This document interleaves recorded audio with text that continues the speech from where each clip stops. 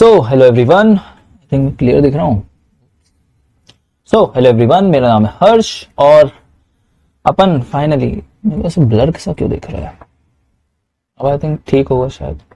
And finally भाई अपन अब second या थर्ड लास्ट लेक्चर की ओर आ चुके हैं। देखो सबसे अच्छी बात मतलब फाइनली है ना, बहुत ही रोना गाना चल रहा है इस एपिडेमियो का, और थोड़ा थोड़ा टुकड़ों में करते हुए हैं। और कुछ लोग हो सकता है ये भी कहें कि यार एकदम सारा ही कुछ क्यों नहीं पढ़ा है। तो भाई देखो, सारा कुछ पढ़ाने के लिए तो फिर वो यूनिवर्सिटी एग्जाम्स और मतलब थोड़ा सा वो होता है ना कि यूनिवर्सिटी एग्जाम्स या रिवीजन पॉइंट ऑफ बेसिस पे आपको वो चीज बता सकता हूँ जो कि मेन हो आपके लिए और मेरे लिए भी ऑब्वियसली। अब मैं तुमको जीका वायरस पढ़ाऊं, अब जीका वायरस तुमसे मोस्ट ऑफ द चांसेस है कि पूछ भी नहीं रहा और तुम फिर उस पर टाइम भी बर्बाद करोगे, लेक्चर भी लंबा होगा। मेरे को भी एक तो दिमाग खप जाता है यार बोलते बोलते, मतलब दिमाग से ज्यादा ना आई थिंक जबान दर्द देने लगती है। तो इसी के साथ भाई अपन आते हैं सेकंड या थर्ड लास्ट जो भी होगा, क्योंकि कल आज सैटरडे है, सैटरडे अभी जैसे 9:50 हो रहे हैं, आई थिंक अभी 11 साढ़े 11 तक के लेक्चर हो ही जाएगा टोटल, है ना। इसके बाद भी जो चीज बचती है तो वो सारी कल के कल, संडे है, कल सुबह से लेकर शाम तक के भाई पूरा खत्म हो जाएगा अपना। कुछ नेशनल हेल्थ प्रोग्राम से कुछ कुछ बचे, बाकी सारे तो एपिडेमियो में इंक्लूड हो गए, मेन जो है। अब बाकी छोटे मोटे प्रोग्राम तो बहुत सारे हैं, पर जो नोट्स में है एंड जो लगता है कि और कुछ बचता है इंपॉर्टेंट, एक जैसे फैमिली के बारे में था। फैमिली मैंने अभी नहीं, इसमें नोट्स में भी एग्जैक्ट अच्छे से नहीं था, और अपने जो अर्पित सर के नोट्स हैं उन पे भी फैमिली की डेफिनेशन तो दी है, पर वो पार्क के हिसाब से नहीं है। तो मेरे यहाँ पे वही बहुत विवाद होता रहता है कि भाई ये एकदम पार्क से एक्यूरेट होना चाहिए, फैमिली पे बहुत ओरिएंटेड है। तो भाई अगर एक्सपेक्टेड क्वेश्चन भी एक दे सकता हूँ कि भाई फैमिली जरूर अच्छे से पढ़ना है। तो फैमिली में मतलब 2-3 लेक्चर, मतलब आज ही शायद लास्ट थर्ड चल रहा है एंड कल एक हो जाएगा, तो हेल्थ प्रोग्राम जो बचे कुछ हैं वो, और उसके बाद अगर बाय चांस कुछ एक्स्ट्रा टॉपिक हुआ वो सब कर कुरा के भाई खत्म अपना पूरी पीएसएम। भाई मतलब पीएसएम खत्म इन द सेंस कि यार हाँ 80-90% जो मेन क्रक्स है वो चीज हो गई है ना। तो चलते हैं भाई, ये इंट्रो। और हाँ, जिसको भी नोट्स चाहिए, अगर तो वो नोट्स खरीदने में इंटरेस्टेड हो तो नीचे लिंक है डिस्क्रिप्शन पे और कमेंट्स पे भी पिंड है। डिस्क्रिप्शन लिंक में बहुत इजीली आपको 20% और ऑफ भी मिल रहा है। 100 रुपए से अंडर, मतलब 99 रुपए के नोट्स हैं, उसमें भी 20% आपको ऑफ मिल जाएगा, 18 रुपए और कम, जो कि टॉप 10 लोगों के लिए अवेलेबल है, जिसमें से आई थिंक 4 लोगों ने अभी, तो 2-3 लोगों ने अभी उसे यूज कर लिया, बाकी के जो बचते हैं क्या पता आप उनमें से लकी वन हो। एंड अगर कोई इस वीडियो को बाद में देख रहा है तो भाई तब भी आप ले सकते हो। 99 के 99 रुपए रखें, उससे ज्यादा नहीं, ना उसको बढ़ा रहा हूँ ना कुछ कर रहा हूँ, ठीक है। तो चलो भाई शुरू करते हैं। आज का टॉपिक अपना क्या अब है, वेक्टर बॉर्न डिजीज, और इसी के साथ इसका क्या नाम है इसका, NVBDCP। तो भाई इसको लिखने का तरीका मैंने जैसे NTP का बारे में बताया था, उसी तरह से ये NTP के बाद का हिसाब किताब है कि भाई जैसे national vector borne disease control, और इसमें ही अपने और भी चीजें आ जाएंगी। कहाँ पे अपन, ये जैसे कि डेंगी का, है ना, डेंगी का, जैपनीज एंसेफेलाइटिस, मलेरिया, और ये सब अपन इस तरह से लिख लोगे ना तो फायदा ही रहता है कि भाई ऑब्वियसली तुमको याद भी रहेगी चीजें। इसको नहीं दिख रहा हो, थोड़ा सा और स्क्रीन बढ़ा देता हूँ। जैसे मलेरिया की स्ट्रैटेजीज हो गई है ना, ये national vector borne disease control programme, इसमें ये चीज लिखनी रहती है। तो देखो ये जो भी होता है ना, अगर नेशनल वेक्टर बॉर्न, ये सिर्फ इसी के बारे में आ गया क्वेश्चन, तो फिर आपको ये भी लिखना पड़ेगा। फिर मलेरिया को भी आपको मलेरिया का भी जिक्र करना पड़ेगा, मलेरिया की स्ट्रेटेजीज भी आपको बतानी पड़ेंगी, है ना। काला आजार भी आपको इंक्लूड करना पड़ेगा। तो वो थोड़ा सा ना डेटा सेंट्रिक ज्यादा हो जाता है, और I think majority of the chances ये रहते हैं कि आपसे सिर्फ योजना, मतलब प्रोग्राम नहीं पूछेंगे, वो आपसे जैसे डेंगी है, और फिर डेंगी से वो आपको मतलब फिर बोल देंगे कि what are the other programmes in the NVBDCP programme, and mention the, क्या बोल सकते हैं, मेंशन द प्रोग्राम, या मेंशन द, क्या कह सकते हैं इसको, mention the level of prevention नहीं, मेंशन कर दो भाई, मैं हिंदी में ही बोल देता हूँ, mention the framework of national dengue control programme, या नेशनल जो भी अपने डेंगू से जो रिलेटेड, डेंगू को कंट्रोल करने के लिए जो प्रोग्राम चल रहा है उसके बारे में। तो अपन को इस तरह से जो स्क्रीन में दिख रहा है तुमको ये लिखना पड़ेगा। तो इसके स्क्रीनशॉट अभी ले लेना बाद में, ठीक है। तो अभी शुरुआत करते हैं अपन फटाक से। आर्थ्रोपोड बॉर्न डिजीज, तो डेंगी है, मलेरिया, फाइलेरियासिस है अपना मेन। तो ठीक है, इसको मैं इन नोट से इसलिए करना चाह रहा हूँ क्योंकि इसमें और चीजें सीधे सीधे दी है। नोट्स मेरे नोट्स पे भी लिखा है, पर थोड़ा सा फिर दिक्कत ये हो जाएगी कि उसमें कुछ डेटा पुराना है, कुछ आपको थोड़ा सा नया जो डेटा है तो अपन उसके साथ जाना चाहेंगे। बाकी फर्क कुछ नहीं है इसमें, क्योंकि भाई ये देखो, ये नोट्स में ना बात ये थी कि जो जिससे मैंने पढ़ा है, उनके जिनके नोट्स थे वो उनका ये कहना था कि भाई जो चीज माइक्रोबायो की है ना वो तो माइक्रोबायो से देख लो, ठीक है। पीएसएम का पार्ट ही कंट्रोल और प्रोग्राम ये सब है, तो इसमें ज्यादातर वो लिखा है। अब फिर डेंगी फिर वही चीजें लिखो, इंट्रोडक्शन और वो सब, तब पुराता नहीं है ना। तो वही बोल रहा हूँ भाई, नोट्स प्लस ये लेक्चर्स साथ में देख लो, ठीक है। ये लेक्चर्स तुमने देख ली तो तुम्हारी बहुत सारी चीजें कवर हो जाएंगी, और फिर साथ साथ नोट्स को रिवाइज कर लो 2-3 बार। तुम्हारी 70% 80% तो पीएसएम वैसे ही डन हो जाती है। जो बचता भी है वो तुम इन सर के नोट से कर लोगे तो भाई तुम्हारा स्मूथली हो जाएगा, पीएसएम बहुत जल्दी इजीली हो जाएगा। तो बात करते हैं डेंगू की, तो आर्बो वायरस से होता है infection, lead to classical dengue fever और dengue haemorrhagic fever without shock और dengue haemorrhagic fever with shock, ठीक है। एक तो क्लासिकल डेंगू फीवर होता है, या फिर आपको डेंगू हेमरेजिक फीवर हो सकता है बिना किसी शॉक के, और डेंगू हेमरेजिक फीवर हो सकता है शॉक के साथ। और ये एक सेल्फ लिमिटिंग डिजीज है, वायरल अपने आप में सेल्फ लिमिटिंग होती है, फैलती है और फिर एक टाइम बाद रुक के क्योर भी हो जाती है अपने आप, एचआईवी को छोड़ के, हाँ ठीक है। और भी कुछ कुछ वायरस है उनको छोड़ के।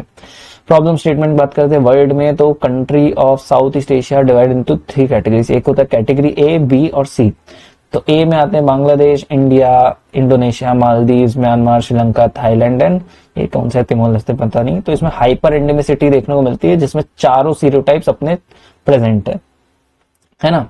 हाइपर एंडेमिसिटी की भाई यहाँ पे ना अपन को मतलब डेंगू बहुत ज्यादा देखोगे ना तो आजकल मलेरिया के केस कम हो गए या बहुत थोड़े से रेयर हो गए, पर डेंगू अभी भी है, प्रिवेलेंस है भाई, डेंगू का अभी भी जलवा चलता है, डेंगू अभी भी लोगों को होता है। फिर कैटेगरी में आते हैं भूटान, नेपाल, जहां पे एंडेमिसिटी अनसर्टेन, अभी एग्जैक्ट अनसर्टेनिटी है भी और थोड़ा सा नहीं भी है। और आते हैं फिर कैटेगरी सी में जिसमें अपना कोरिया वोरिया आ जाता है। तो कोरिया की तो बात ही अलग है भाई, नो एविडेंस ऑफ एंडेमिसिटी। अब नॉर्थ कोरिया में तो भाई स्टडी हो मतलब कर ही नहीं पा रहे, होगा भी अगर कोई डेंगू निकलता हो सीधे मौत, है ना। तो सीधे मौत का कॉन्सर्ट दिखा देते हैं भाई उन लोग को, तो वो भी झमेला है। इंडिया में बात करते हैं, cases peak after monsoon, monsoon के बाद बढ़ते हैं। Highest number of cases reported from Maharashtra, all 4 serotype isolated, जिसमें DENV 1 and DENV 2 are widespread. 4 serotype है, डेनवी 1 2 3 4, जिसमें से अपना 1 और 2 काफी वाइड स्प्रेड है। अब एजेंट की बात करते हैं, डेंगू वायरस है अपना, है ना, फ्लेवी वायरस इसका जीनस है, 4 वायरस का सीरोटाइप है, 1 2 3 4, डेनवी 1 2 3 4। वेक्टर इसका कौन सा होता है, एडिस इजिप्टाई, ये domesticated anthropophilic nervous feeder, so result in clustering of है, ठीक है। ये एडिस इजिप्टाई के बारे में बता रहा है, और एक होता है एडिस एल्बोपिक्टस। ये दो चीज, इसके नाम याद रख लो, ये भांग घुसरा ये तब याद नहीं भी रहेगा कोई दिक्कत नहीं है, मेन तुमको पता होना चाहिए एडिस इजिप्टाई है, और एक एडिस एल्बोपिक्टस भी होता है जो कि डेंगू का वेक्टर होता है, डेंगू वायरस को कैरी करता है। Transmission of disease, Aedes mosquito become infective by feeding on a patient. Environmental factor बात करें, being a domestic breeder, breeds in the container in and around the houses. Manifestation of dengue क्या होता है कि देखो, dengue fever या तो asymptomatic होगा, सिम्प्टोमेटिक। सिम्प्टोमेटिक में भी क्या, अनडिफरेंशिएटेड फीवर हो रहा है आपको, है ना, वायरल सिंड्रोम, जैसे वायरल फीवर हो गया बस, इसमें तो दिख ही रहा होगा ना। हाँ, और एक हो सकता है कि डेंगू फीवर के क्लासिक सिम्टम्स आ रहे हैं, तो वो भी एक हो सकता है विदाउट हेमरेज और एक हो सकता है विद अनयूजुअल हेमरेज। अब विदाउट हेमरेज में कि भाई आपको ना डेंगू में ना एक चीज होती है कि आपके सुना होगा प्लेटलेट काउंट काफी कम हो जाते हैं। मेरे को भी लाइक फर्स्ट ईयर में हुआ था डेंगू, वो भी जस्ट यूनिवर्सिटी एग्जाम्स के 2-3 दिन पहले उसका फीवर पीक में चालू हुआ था। तो इतनी दिक्कत हुई थी ना, एनाटमी मतलब एनाटमी मेरे को सप्ली आई थी, क्यों, क्योंकि भाई जो फर्स्ट पेपर मतलब लिखते ही नहीं बन रहा, आपको एकदम समझ ही नहीं आ रहा, बहुत तेज फीवर, दवाई खा लो सब कर लो फिर भी नहीं हो रहा, और साथ साथ आपके ऐसे एकदम हाथ और हल्का सा भी आप ऐसे मतलब बोलते हैं ना ऐसे टच भी करो, प्लेटलेट में ना आई थिंक कितने 25 से 20 हजार टच हो गए थे। कम थे, पर मेरे को इतना पता था कि वो अपने आप वापस भी आ जाएंगे। एक दो मतलब 5-7 दिन का जैसे चलता है हिसाब किताब डेंगू का, मेरे मतलब मैंने जितना देखा क्लासिकली। तो क्या होगा कि शुरुआत के 2 दिन काफी बुखार, फर्स्ट दिन बुखार रहेगा, सेकंड दिन थोड़ा बढ़ेगा, थर्ड डे तो आपको थोड़ा सा और एकदम आपका मतलब आंखें खोलना या फिर सर आपको चकराएगा बहुत ज्यादा, और डिहाइड्रेशन आपको फील होगा, बहुत सारे झमेले होंगे। फिर फोर्थ और फिफ्थ डे में सबसे मेन तो फोर्थ फिफ्थ डे होता है, क्योंकि इधर पे आपकी प्लेटलेट गिरना चालू हो जाती हैं। And fifth day to sixth day, मतलब 5वें 6वें दिन तक के ना, 6वें दिन की रात तक के आपके प्लेटलेट्स फिर धीरे धीरे फिर उसके बाद से बढ़ना चालू हो जाती हैं। एंड फिर आप थोड़े से नॉर्मल हो जाते हो। तो उसी टाइम पे फंसा था। तो मतलब कितने, आई थिंक टोटल 7 मार्क्स, मतलब प्रैक्टिकल में भी वो 7, मतलब मैं क्वालिफाई तो था, मतलब ऐसा नहीं था कि फेल हो तो आप फेल हो। पेपर 1 में कम मार्क्स थे थोड़े से, पर पास था। बट जब ग्रैंड टोटल की बारी आई थी तो सफली फंस गई थी। तो सैड स्टोरी, क्या करें। फिर उसके बाद से फिर एक हमेशा एक वो लग गया कि उसके बाद ना अपन पढ़ेंगे तो इस तरह से पढ़ो कि यार कोई मतलब अपन को नींद में भी उठा दे तो अपन पास तो हो जाए। तो वो फिर आ गया, मतलब एक उसका बेनिफिट, मतलब ऑप्टिमिज्म बोल लो, जो बोल लो, या बहाना बोल लो, तुम कुछ में से कुछ लोग ये भी बोल सकते हो। फिर आते हैं डेंगू हेमरेजिक फीवर में डीएचएफ विद प्लाज्मा लीकेज। तो एक होता है डीएचएफ नॉन शॉक और एक हो सकता है डीएचएफ विद शॉक, यानी डेंगू शॉक सिंड्रोम। अब भाई वही बात है, जब हेमरेज हो रहा है आपका, ऑब्वियसली प्लेटलेट आपके नहीं है और आपका एकदम हेमरेज हो गया, प्लेटलेट की कमी की वजह से आपका ब्लड लॉस होते जा रहा है, तो आप शॉक की कंडीशन में पहुंच सकते हो। शॉक की कंडीशन में आपको शॉक सिंड्रोम देखने को मिल सकता है। हाँ, और एक होता है एक्सपेंडेड डेंगू सिंड्रोम आइसोलेटेड ऑर्गेनोपैथी। ये अनयूजुअली होता है कि भाई आपका कोई मतलब स्प्लीन है वो बहुत स्प्लीनोमेगली हो गई, ऐसा कुछ हो गया, तो ये कम होता है पर है। फिर क्लिनिकल मैनिफेस्टेशन में अनडिफरेंशिएटेड फीवर होगा, develop a simple fever indistinguishable other viral की तरफ, शुरुआत में यही लगा था कि सिंपल फीवर होगा। हाँ, रैश में अपीयर ड्यूरिंग डिफरवेसेंस, पर रैशेज इतने ज्यादा देखने को नहीं मिले। क्लासिकल डेंगू फीवर में क्या, sudden onset with chills, high fever, headache, muscle and joint pain. Muscle joint pain तो थोड़ा कम ही था, मेरे को इतना समझ नहीं आया था टू बी ऑनेस्ट, पर चिल्स थोड़ी सी थी, चिल्स था, हाई फीवर था, मतलब ऐसा हो रहा था कि भाई, हाँ ये चिल्स तो आए थे, चिल्स तो मेरे को बहुत अच्छे ध्यान है। यूनिवर्सिटी पेपर से एक रात पहले थे, उसके जस्ट एक रात मतलब सेकेंड डे ऐसा कुछ था, और रात में सोने की कोशिश कर रहा हूँ, तो मतलब पहले ऐसा लगा कि नींद आ गई है, और फिर अचानक से ना धीरे धीरे एकदम चिल्स उठने लगे, बहुत ही ठंडी लग रही है, और मतलब जितना मतलब दो कंबल ओढ़ने के बाद भी ऐसा एकदम आप कांपे जा रहे हो, कांपे जा रहे हो। और फिर वो 1-2 घंटे तक के चला, फिर उसके बाद जैसे तैसे आई थिंक सुबह के 3, 3:30, 4 बजे थे, तब जाके मैं सोया था, ऐसा कुछ था। मेरे को ध्यान नहीं बस वो डे कौन सा था, पेपर से एक दिन पहले का था या पेपर होने से 2 दिन पहले का कुछ, तो मतलब सेकेंड उसके, तो एक मतलब समझ गए ना क्या बोलना चाह रहा हूँ, उसके आसपास था, 24 से 48 घंटे पहले की बात चल रही है। With in 24 hours retro orbital pain on eye movements and photophobia, हाँ ये भी चल रहा था। Skin eruption appear during second febrile phase which last for 2 days। Skin eruption second febrile phase, skin eruption मतलब कि अगर आप वो बोल रहे हो ना, जैसे पेटाइकी जिसको बोलते हैं, है ना, तो वो, हाँ वो देखने को मिल रही थी। रैशेज में appear during followed by discombination, rashes उतने नहीं मिले। फीवर लास्ट फॉर 5 days, तो ये तो सही बात है, 5 दिन तक के चला था। इसलिए भाई अभी पेपर के टाइम पे जितना हो सके बाहर का मत खाओ, मच्छर है भाई, माँ चोद दो मच्छर की एकदम। चार मतलब क्या बोलते हैं, तुम 4,000 अगरबत्ती लगाओ, लोग कहते हैं ना अगरबत्ती का नुकसान, आ रहे माँ की छूत ठीक है, 2-3 दिन सह लो एटलीस्ट, पर पेपर तक के थोड़ा सा ना ध्यान रखो कि भाई तुमको मच्छर से बच के रहना है। खाना दूसरा बाहर बाहर का जितना हो सके बिल्कुल नहीं खाना है, बीट कितना ही टेम्पटिंग हो। तुम भाई घर पे स्ट्रेस होता है ऑब्वियसली, दलिया खा लो, कुछ खा लो, प्रोटीन शेक पी लो। हाँ नहीं हो पा रहा है भाई तो कुछ एकदम खौलता हुआ पियो। अगर तुमको खाना पीना ही है तो जो एकदम फ्रेश बन रहा हो और एकदम खौल के, मतलब एकदम जो बोलते हैं ना एकदम अच्छा पका के चीज कोई बन रही हो तो उसे खा सकते हो। बाकी प्रेफर करूंगा कि भाई जितना हो सके खुद हाइजीन रख के खाओ भाई, ठीक है, या फिर किसी ऐसी जगह खाओ जहां पे तुमको श्योर हो कि भाई ये हाइजीनिक है, क्योंकि रिस्क मत लेना। ठीक है, रिस्क बिल्कुल मत लेना। डेंगू हेमरेजिक फीवर की बात करते हैं। फेब्राइल फेज 6 दिन का, facial flushing, headache, vomiting, epigastric discomfort, generalize abdominal pain. हाँ, फेब्राइल कन्वर्जन इन्फेंट्स में देखने को मिल जाते हैं, कन्वर्जन, राइजिंग हेमाटोक्रेट। हाँ, क्रिटिकल फेज में क्या जाता है कि progressive leukopenia followed by decrease in platelet count. Main क्या है, प्लेटलेट काउंट डिक्रीज हो रहा है, pleural effusion, ascites, gall bladder oedema, shock हो सकता है, आपको शॉक आ जाए, persisting vomiting, mucosal bleeding, oliguria. फिर और prolonged shock results in organ impairment, metabolic acidosis and DIC, disseminated intravascular coagulation. यही है ना। और क्या है, हेपेटाइटिस, एंसेफेलाइटिस एंड मायोकार्डाइटिस। तो ये सब क्रिटिकल फेज में। एक होता है फेब्राइल फेज, दूसरा होता है क्रिटिकल फेज, तीसरा होता है रिकवरी फेज। रिकवरी फेज में क्या है, एपेटाइट रिटर्न, जीआईटी सिम्टम्स कम होने लगते हैं, एवेट होते हैं, हेमोडायनेमिक स्टेटस स्टेबलाइज होने लगता है, आपके प्लेटलेट काउंट बढ़ने लगेंगे, रैश, आइल्स ऑफ वाइट, ये सब भांग है, ये सब नहीं। फिर ब्रेडिकार्डिया एंड इलेक्ट्रोकार्डियोग्राफ चेंजेस, और हेमाटोक्रेट आपका स्टेबलाइज होने लगेगा। तो रिकवरी में दो चीजें कि आपका हेमोडायनेमिक और हेमाटोक्रेट स्टेबलाइज हो रहा है। सीवियर डेंगू में, अगर सीवियर डेंगू की स्टेज में आप पहुंच गए तो फिर क्या हो सकता है, प्लाज्मा लीकेज में लीड टू शॉक, क्योंकि भाई ऑब्वियसली प्लेटलेट है नहीं, तो आपका प्लाज्मा लीक कर गया, मतलब इंट्रावेस्कुलर से एक्स्ट्रावेस्कुलर कंपार्टमेंट पे आ गया, आपको शॉक से आप गुजर सकते हैं, है ना। Severe bleeding, severe organ impairment हो गया, है ना, ये हो गया hypovolaemia worsens and result in shock, tachycardia peripheral vasoconstriction, cold extremities, pulse pressure आपके नैरो हो जा रहे, patient remain conscious and lucid. फिर both pressure disappear, systolic diastolic आपको पल्स ही नहीं मिल रही, एकदम फीबल पल्स हो गई है। Acute liver failure, encephalopathy, cardiomyopathy, ये सब भी हो सकता है, लिवर फेलियर हो सकता है।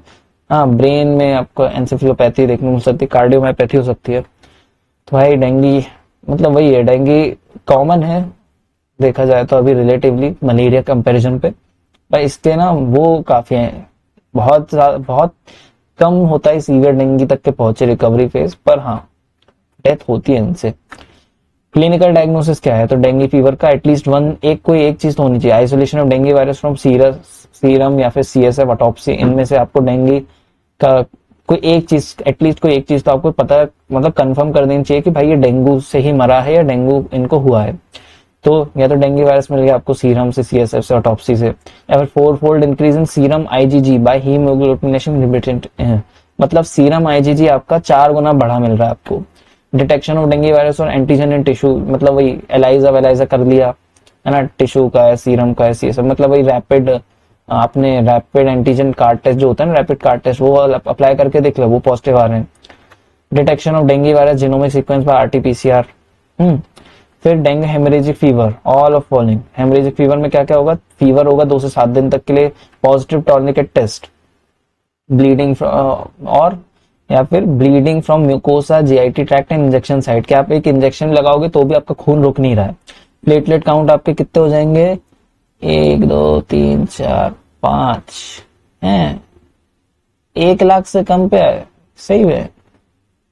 हाँ, मतलब प्लेटलेट काउंट 1 लाख से कम, पर मतलब रियलिटी में तो देखा जाए तो मेरे भी खुद के प्लेटलेट 25,000 22,000 के आसपास पहुंच गए थे यार ऐसे तो। मतलब एक बार तो ऐसा भी हुआ है कि मेरे प्लेटलेट 10,000 तक के पहुंचे और डब्ल्यूबीसी 10 पहुंचे। बात अलग है, वो तो अलग ही हिसाब किताब है, अलग किस्सा है।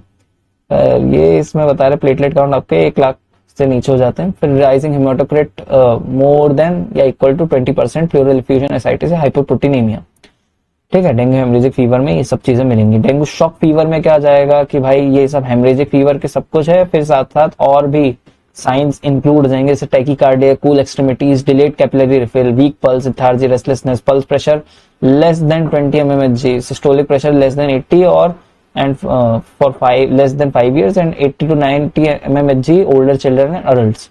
मतलब एक बच्चा आया 5 साल से कम का तो सिस्टोलिक प्रेशर उसकी कितनी मिल रही है, लेस देन 80 mmHg। और अगर कोई ओल्डर चिल्ड्रन या फिर अडल्ट आया जैसे कि मोस्टली, तो 80 से 90 mmHg उसकी सिस्टोलिक पल्स चल रही है, जो कि एटलीस्ट होनी चाहिए, अपना मोटा मोटा अपन एवरेज लेके चलते हैं ना, तो 110 से 130 mmHg के राउंड पे होनी चाहिए। हाँ, लैब डायग्नोसिस तो आरटीपीसीआर कर लो, हीमोग्लोबिनेशन एमिशन टेस्ट कर लो, इनमें से 2-3 या आरटीपीसीआर कर लो एक, हाँ एक कॉम्प्लीमेंट फिक्सेशन याद रख लो, मैक एलाइजा याद रख लो, और एक अपना क्या तुमको प्लेटलेट काउंट याद रख लो, और रैपिड डायग्नोस्टिक टेस्ट, ऐसे 3-4 याद रखो। सब कुछ इतनी पूरी एकदम ये नहीं कि सबका सभी याद करना है, कुछ कुछ 4-5 भी तुम लिखोगे, 4 भी लिखोगे तो ऑब्वियसली एक सब हेडिंग बनाए और उसमें ये, तो भाई सामने वाले लगता है कि हाँ इसको आता है, पढ़ा हुआ है, अनपढ़ नहीं है कोई। Grading of severity of dengue infection क्या है, ग्रेडिंग का हिसाब किताब, WHO क्लासिफिकेशन कि भाई इसका DF DHF फिर ये ग्रेड 1 2 3 ये सब चलता है, तो एक बार चाहो तो देख सकते हो। आई थिंक वैसे WHO क्लासिफिकेशन इसका नहीं पूछने वाला, पर फिर भी देख लो। डेंगू फीवर का हिसाब किताब देखो तो इसमें ग्रेडिंग नहीं है, डेंगू हेमरेजिक फीवर की ग्रेडिंग होती है। तो डेंगू फीवर अगर हो रहा है तो फीवर विद 2 और more following, headache, retroorbital pain, myalgia and muscle pain, arthralgia bone में या जॉइंट्स में पेन हो रहा है आपको, है ना, आर्थरेल्जिया मतलब जॉइंट पेन। फिर रैश हो गया, haemorrhagic manifestation, no evidence of plasma leakage. और लेबोरेटरी फाइंडिंग क्या मिलेगी कि WBC आपके कम हो गए, less than 5000 cells per cubic millimetre, और अपना थ्रोम्बोसाइटोपिनिया प्लेटलेट काउंट आपका 1.5 लाख से कम आ रहा है, और हेमाटोक्रिट टाइप का राइज हो गया 5 से 10%। अब डेंगू हेमरेजिक फीवर के 1 2 3 4 देखो तो 1 में क्या जाता है, ऊपर का सब कुछ, डेंगू फीवर आ गया, फिर उसके साथ साथ haemorrhagic manifestation plus positive tourniquet test, evidence of plasma leakage, thrombocytopenia, platelet count less than 1 lakh, haematocrit rise हो जाता है 20% से ज्यादा। ग्रेड 2 में कहाँ पहुंच गए अपन की स्पॉन्टेनियस ब्लीडिंग, स्किन भी ऐड कर लो, ब्लैक टारी स्टूल्स भी हो रहे हैं, मतलब ब्लैक टायरी स्टूल्स हो रहे हैं, यानी कि आपके इंटरनल ब्लीडिंग चालू हो गई है, जिसकी वजह से आपका खून जो है डाइजेस्टेड होकर निकल रहा है, और डाइजेस्टेड ब्लड आपको ब्लैक कलर का दिखता है, जिसको अपन मेलिना बोलते हैं, MELENA, ठीक है। तो वो ब्लैक टारी से स्टूल्स होते हैं एंड बहुत फाउल ओडरिंग इस टाइप के अलग ही होते हैं। फिर एपिस्टैक्सिस होगा, नाक से खून निकलना, bleeding from gums and abdominal pain. हाँ, इसमें भी थ्रोम्बोसाइटोपिनिया हो ही रहा है, और ब्लड काउंट, वो क्या बोलते हैं, प्लेटलेट काउंट आपका कम हो रहा है, 1 लाख से कम ही है सब में। मतलब देखो प्लेटलेट काउंट तो 1 लाख से कम हो गया, वो कितना कम हो सकता है, वो 25,000 भी हो सकता है, 20,000 भी हो सकता है, 10,000 भी हो सकता है, 5,000 भी हो सकता है। हेमाटोक्रिट भी लगभग ये कि भाई 20% है, उससे ज्यादा, यहाँ पे तो और ज्यादा ही हो जाएगा, हेमाटोक्रिट आपका बहुत ज्यादा हो गया। हाँ, स्टेज 3 में आते हैं। स्टेज 3 में और क्या जुड़ जाएगा कि सिम्टम्स प्लस सर्कुलेटिंग फेलियर की वीक रैपिड पल्स, मतलब आपको बहुत पल्स जो है बहुत ही वीक हो रही है, पल्स प्रेशर 20 mmHg है, उससे नीचे हो चुका है। हाँ, hypotension with the presence of cold clammy skin and restlessness, मतलब आपके जो एकदम पेरिफेरल साइड होंगे वहां पे एकदम बहुत ठंडा सा पड़ जाएगा सब कुछ। और DHF 4th ग्रेडिंग का हिसाब किताब बता रहा है कि sign grade 3 plus profound shock with undetectable blood pressure और पल्स, के आप पल्स को डिटेक्ट नहीं कर पा रहे हो। हाँ, हेमाटोक्रिट का फॉर्मूला क्या होता है, volume of RBC upon total blood volume. और डेंगू ये DHF 3 और 4 को मिला के अपन बोलते हैं डेंगू शॉक सिंड्रोम, मतलब मिला के क्या है, यहां से डेंगू शॉक सिंड्रोम चालू हो जाता है। क्लिनिकल मैनेजमेंट क्या है, सबसे पहली चीज तो ORS, fruit juice, other electrolyte, paracetamol और स्पंज। देखो ये अपने आप पे सेल्फ लिमिटिंग होता है, अगर आप इसका डिहाइड्रेशन मेंटेन कर लो ना, डिहाइड्रेशन, और अपन पपीता वपीता के वो पत्तियों का जूस वूस भी बोलते हैं कि प्लेटलेट काउंट अगर आप किसी तरह से बढ़ा पाओ या मतलब मेंटेन रख लो तो आपकी चीजें इजीली हो जाएंगी। ORS हो गया, और आपका प्लेटलेट्स के लिए आप जो खाना खा रहे हैं वो खाना ठीक ठाक खाएं, तो आपका काम इजीली हो जाता है डेंगू को मैनेज करने के लिए। पर अगर आपको बहुत हैवी चीज हो गई, हैवी दिक्कत हो गई ना, तो फिर मतलब इसमें पहुंच गए शौक और ये सब, तो फिर दिक्कत होती है, तब फिर सही में लेजेंड मतलब आपको बहुत झमेला आपको फेस करना पड़ जाएगा। Management of dengue haemorrhagic fever, febrile phase में पैरासिटामोल दे रहे हैं, फ्लूइड दे रहे हैं, ORS, fruit juice, IV fluid, एक इसमें अपन वही फ्रूट मतलब इलेक्ट्रोलाइट्स, और इसमें अपन नारियल पानी भी प्रेफर कर देते हैं। और नहीं तो एक गोली आती है हिमालय की प्लेटिंजा करके, तो उससे भी कहते हैं कि प्लेटलेट काउंट थोड़ा सा बढ़ जाता है, तो वो भी भाई दे सकते हो। Management of DHF grade 1 and 2, तो क्या क्या मैनेजमेंट है। और मैनेजमेंट तो यार ये है मेडिसिन का पार्ट, तो इस पे इतना टाइम देने का ना, एक बार तुम खुद से पढ़ना चाहो तो पढ़ना, पर इसका मैनेजमेंट वाला पार्ट मेरे को नहीं लगता कि तुमसे पूछे, ये सब चीज मेडिसिन के अंदर आ जाती है। ये सब अपने आप में मतलब एक हलवा टाइप का है, सब चीज का मिक्सचर है, हल्दीराम का मिक्सचर टाइप का है। यहाँ पे तुमको मेडिसिन भी मिल रही है, यहाँ पे तुमको प्रोग्राम भी मिल रहे हैं, यहाँ पे तुमको माइक्रोबायो भी मिल रही है। तो मैनेजमेंट का मैं उतना फैन नहीं हूँ कि मैनेजमेंट तुमसे पूछे, कहीं मैंने खुद भी नहीं देखे, तुम चाहो या तुम्हारे कभी प्रीवियस ईयर में कभी बाय चांस कभी फंसा हो या किसी और भी बीमारी का मैनेजमेंट पूछ लिया हो, तो फिर तुमको ये सारा पढ़ना मैंडेटरी हो जाता है कि भाई इस बार पता चला डेंगू से पूछ ले। बाकी आई थिंक जरूरत नहीं है ज्यादातर। फिर कंट्रोल मेजर्स पे अपन आते हैं। कंट्रोल मेजर्स में अपना मैनेजमेंट, ऊपर वाले जो मैनेजमेंट थे वो देख लेना तुमने, ये दो, ये वाले क्लिनिकल मैनेजमेंट है ना। इसके बाद फिर इनको स्किप करके तुम इधर आ सकते हो कि कंट्रोल मेजर्स पे लिख सकते हो जम करके कि मस्कीटो कंट्रोल में anti adulterant, anti larval measures, vaccine में आता है इतना एक जीवाईडी टीडीवी करके एक वैक्सीन आती है कोई, है ना। टेट्रावेलेंट लाइव एटेन्यूएटेड वैक्सीन है। टेट्रावेलेंट मतलब कि इसमें चारों सीरोटाइप डेंवी 1 2 3 4 और लाइव एटेन्यूएटेड मतलब बहुत वीक और लाइव वायरस होता है present. 3 doses at 6 month interval 0.5 ml subcutaneously. हाँ, 5 साल लिखा है कि 9 साल लिखा है। 9 साल से कम वाले को ये वैक्सीन नहीं देंगे। फ्रीज ड्राइड, ये फ्रीज ड्राइड रहती है पाउडर फॉर्म पे, तो इसको भाई वही नॉर्मल NS के साथ मिलाते हैं और उस 6 घंटे के अंदर इसको यूज कर लेते हैं। शेल्फ लाइफ इसकी 36 month if stored between 2 to 8 degree Celsius.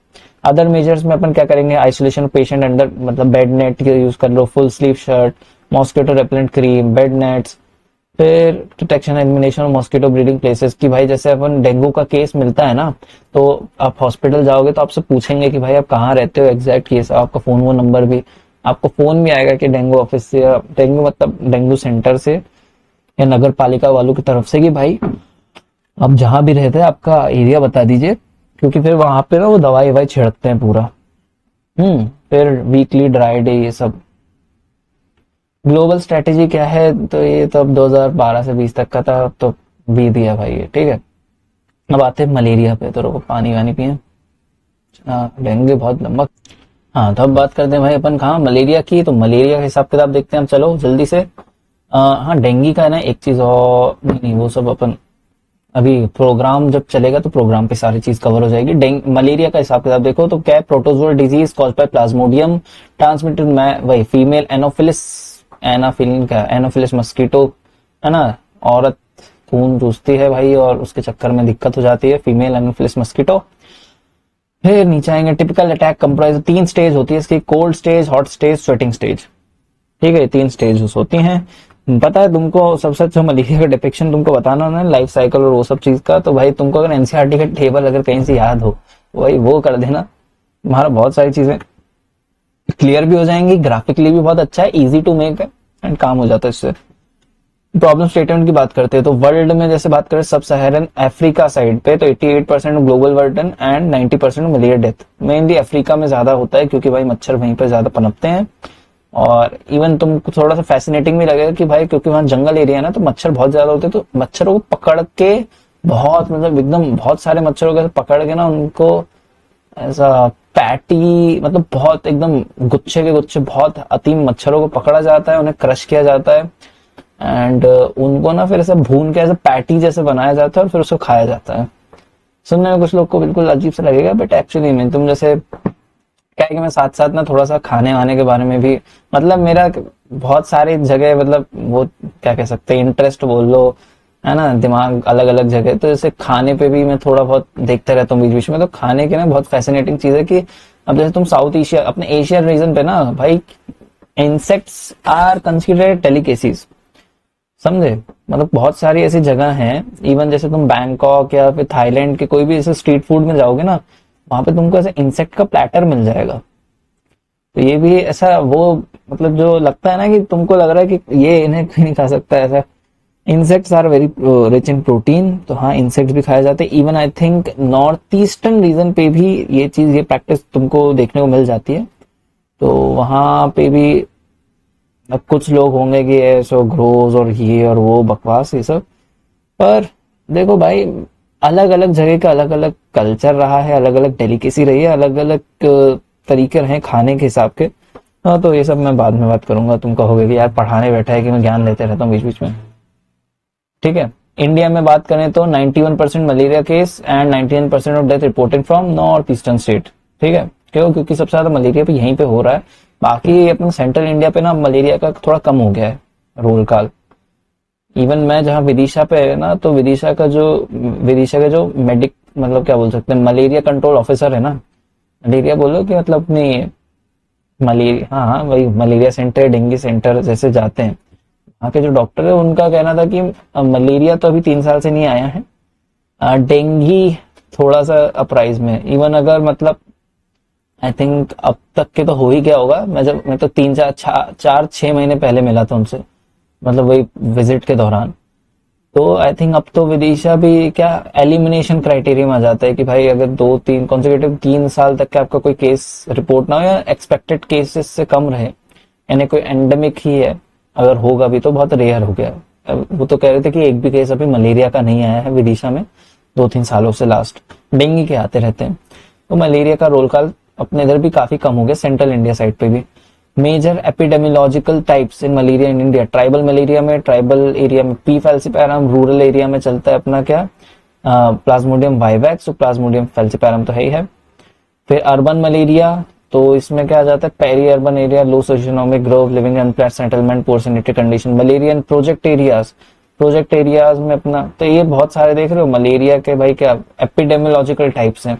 एक ट्राइबल मलेरिया ट्राइब्स में हो रहा है, rural malaria, urban malaria, project areas में, बॉर्डर मलेरिया है ना, इंटरनेशनल बॉर्डर स्टेट बॉर्डर के बीच में जैसे जो बेल्ट है, फॉरेस्ट मलेरिया, फ्लड वाला मतलब फ्लडिंग में result in pools of water creating mosquitogenic conditions, तो ये फ्लड जेनिक मलेरिया कह सकते हो तुम। एजेंट फैक्टर की बात करते हैं, एजेंट क्या है, 4 स्पीशीज हैं, वाइवैक्स, फैल्सिपैरम, ओवेल और प्लाज्मोडियम मलेरिया। रिजर्वायर कौन है, human reservoir is one who harbours the sexual forms gametocyte of the parasite. तो अपन ही सेक्सुअल क्या बोल सकते हैं, सेक्सुअल जो गेमेटोसाइट होते हैं उसके उनको अपन हार्बर करते हैं, तो ह्यूमन एज ए रिजर्वायर हो गया। फिर पीरियड ऑफ कम्युनिकेबिलिटी की बात करें तो communicable as long as mature viable gametocyte exist in circulating blood, vivax 5 दिन के और फैल्सिपैरम 12 दिन तक के। रिलैप्स क्या है हिसाब किताब रिलैप्स का, तो वाइवैक्स ओवेल 3 साल में मतलब रिलैप्स भी हो सकता है। फैल्सिपैरम डिसअपियर विद इन 2 years और malaria may persist for 40 years, है ना, कि भाई आज काटा प्लाज्मोडियम मलेरिया, फिर अब वो अपने डोरमेंट स्टेज में चला गया और पनप रहा है अंदर, 40 साल हो गए, है ना, तो रिलैप्स उसके बाद भी हो सकता है। तो ध्यान रखे भाई, किसी को मलेरिया वलेरिया पहले भी हुआ तो चेक कराते रहना, एक बार जनरल वर्नल हेल्थ चेकअप तो कराते रहो और अपनी हिस्ट्री विस्ट्री बताते रहो डॉक्टर को कि ऐसा ऐसा हुआ था। और कहीं भी तुमको, हाँ मेरी गर्दन, और कहीं भी तुमको भाई थोड़ा सा लगता हो ना कि क्या कह सकते हो, तुमको हल्का सा मतलब कुछ भी साइन सिम्टम दिख रहे हैं, तो भाई डॉक्टर के पास जाने से इतना घबराओ मत।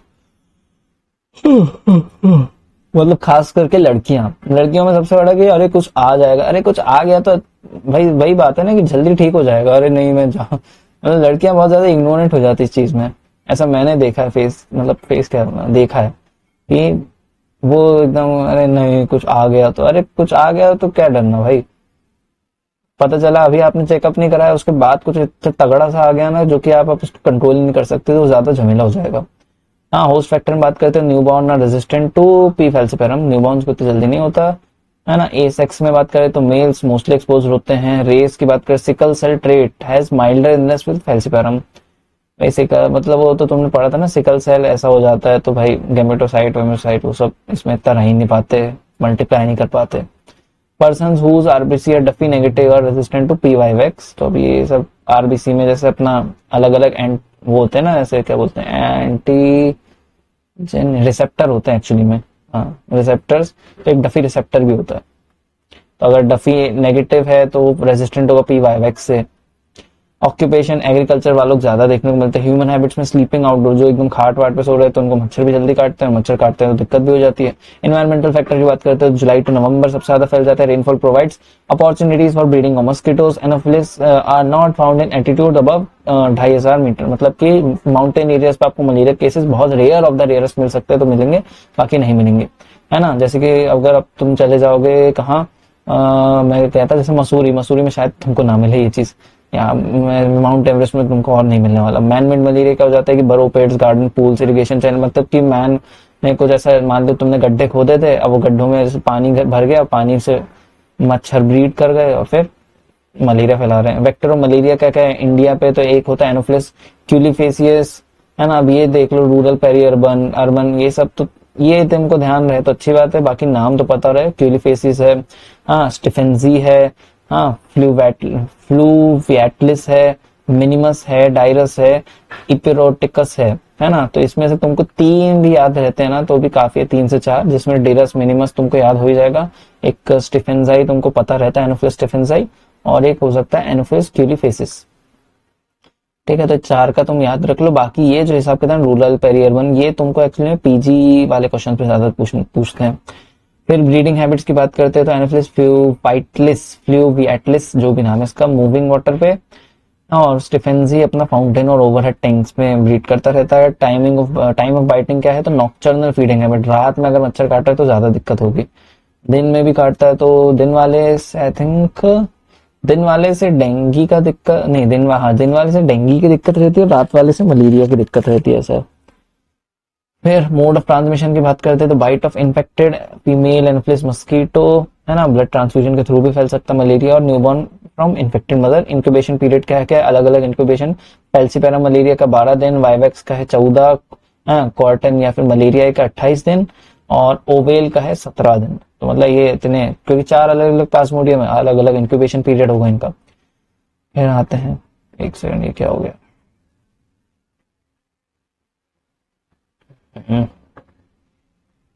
तो फिर से ओपन करना पड़ेगा क्या।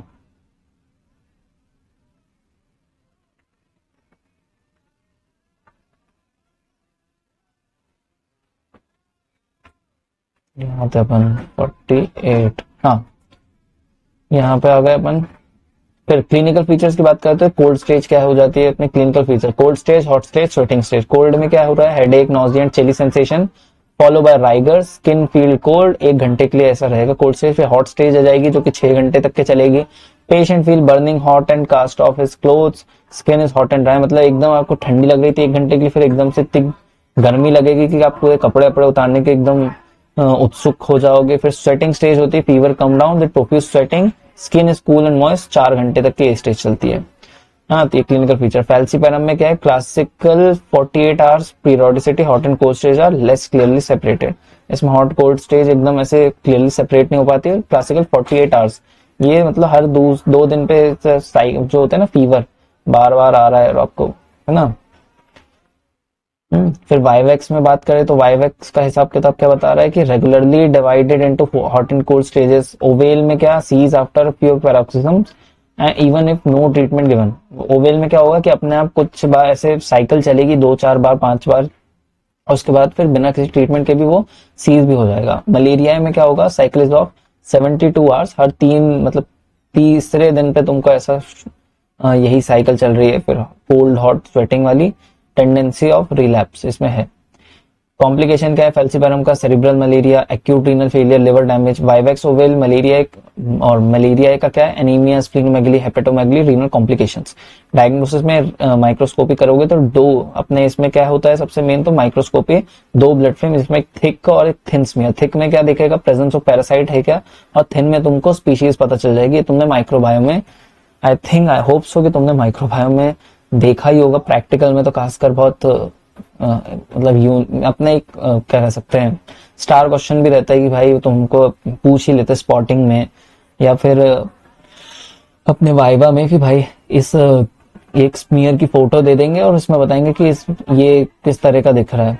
तो एक सेमी ल्यूनार शेप या ऐसा छोटा साइज है, बड़ा साइज है, उसके हिसाब से भी तुम डिफरेंशिएट करके बता पाते हो कि कौन सा प्लाज्मोडियम कौन सा नहीं है। सीरोलॉजिकल टेस्ट की बात करें तो मलेरियल फ्लोरोसेंट एंटीबॉडी टेस्ट हो गई, रैपिड डायग्नोस्टिक टेस्ट। सबसे पहले तो रैपिड डायग्नोस्टिक किया जाता है और फिर उसके बाद माइक्रोस्कोपी कंफर्मेशन भी किया जाता है। मेजरमेंट ऑफ मलेरिया में क्या है, एनुअल में कैसे मेजर कर रहे हो मलेरिया का, तो annual parasite index API use करते हैं, annual blood examination rate ABER, annual falciparum incidence, slide positivity rate, slide falciparum rate. Vector indices क्या क्या है, जैसे अपने वेक्टर के हिसाब से तो human blood index, sporozoite rate, mosquito density, man biting rate, inoculation rate, इन सबसे अपन ये कैलकुलेशन वाली चीज हो जाती है, कैलकुलेट करने में काम आती है मलेरिया कितना कह रहे कितना नहीं। फिर यही चीजें जो है ना अपनी ये API हो गया और ABER है ना, और ये फैल्सीपेरम ये तो ठीक है। ये जो 2 चीजें है ना, ये अपना जो मलेरिया कंट्रोल प्रोग्राम है ना, नेशनल मलेरिया कंट्रोल प्रोग्राम, इस पे इन इंडाइसिस को यूज किया जाता है। तो अभी अपन आगे देखेंगे इसका हिसाब किताब। फिर नीचे आए तो कहा ट्रीटमेंट पे मतलब फिर भी ट्रीटमेंट वाला ऐसा है कि भाई तुमको ड्रग पता हो, वाइवेक्स के लिए क्लोरोक्वीन और प्राइमाक्वीन का यूज करते हैं, ये रेजिमेंट तुमको याद हो जाए तो ठीक है, अच्छी बात है, बाकी ये मेडिसिन का पार्ट हो जाता है।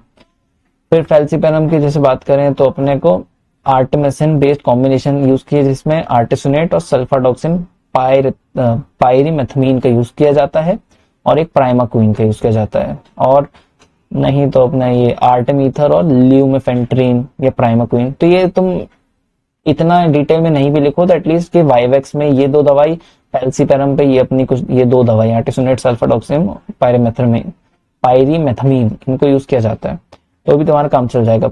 मैं मलेरिया प्रेगनेंसी पे जब तुम ये सब पार्ट जो आ गया ना, ये जितना पार्ट है ये फिर अब मेडिसिन का पार्ट हो जाता है कि भाई फैल्सीपेरम मतलब मलेरिया हो, प्रेगनेंसी पे मलेरिया होगा तो तुम कैसे हैंडल करोगे। अब अगर तुम्हारे प्रीवियस ईयर क्वेश्चन पे कोई ऐसा सब क्वेश्चन मतलब कि 2 नंबर या फिर अलग से ऐसा कोई क्वेश्चन दिया हो, तब तुमको श्योरली फिर इसको पूरा पढ़ना पड़ेगा। बाकी मोटा मोटा फिर भी बता दूं कि भाई मलेरिया पे ना प्राइमाक्वीन कॉन्ट्राइंडिकेटेड है, ये चीज ध्यान रखना। प्राइमाक्वीन बिल्कुल नहीं देते प्रेगनेंसी पे मलेरिया को ट्रीट करने के लिए, कॉन्ट्राइंडिकेटेड है क्योंकि इसके हार्मफुल इफेक्ट ज्यादा है। ये तो फार्मा आर्मा में पढ़े भी थे, नहीं मतलब बताया था फार्मा में, अभी फार्मा के भी 2-4 वीडियोस बचे हैं, 2-4 वीडियोस नहीं, वीडियोस तो काफी सारे बच्चे हैं, मतलब 2-3 चैप्टर्स वो भी मेरे को कराने हैं, करा के तो रहूंगा। और मेरे ख्याल से एफएमटी तो अभी हो नहीं पाएगी, 22 तारीख ये हो गई है, 2 से मेरे पेपर है, तो एफएमटी में शायद क्या 5 नहीं, मैं मतलब एफएमटी में कराऊंगा क्या, एफएमटी पेपर देने आने देकर आने के बाद में एफएमटी पढ़ाऊंगा, देखा जाए तो तभी कुछ हो पाएगा। और अगर मेरा अगर मन हो पाया कुछ, अगर जुगाड़ हुआ तो मैं कौन बहन का लंड फटाका फोड़ रहा है इसकी माँ की चूतियों की तरह, पता नहीं कौन चुदा है,